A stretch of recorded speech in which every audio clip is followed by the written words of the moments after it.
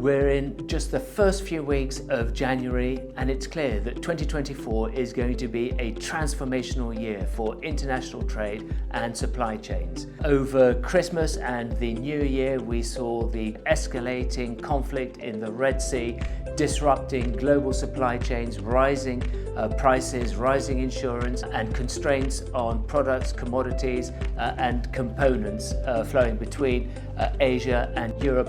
The impacts of that will feed through in availability, the possibility of price pressures, and indeed a shrinkflation over the coming months, and probably through at least the first half of this year.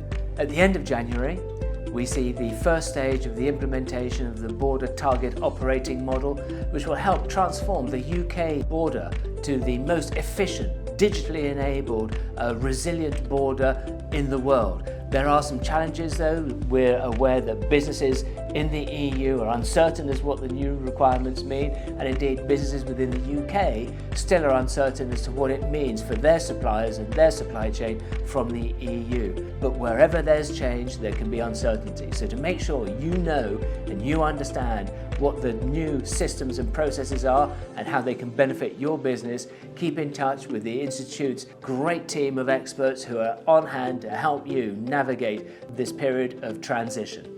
Earlier this week, I was at Heathrow for the launch of the UK government's Critical Imports and Supply Chain Strategy. This is something we've been calling for over a year. And this is a fundamentally important strategy because it's helping to guide and inform the UK's transition from the efficient but fragile processes and procedures that have existed since the 1980s to a much more resilient supply chain, in order to make sure that you understand how you can move from a fragile supply chain to an anti-fragile supply chain, follow the knowledge, the expertise being shared by the Institute of Export and International Trade's brilliant community of trade experts.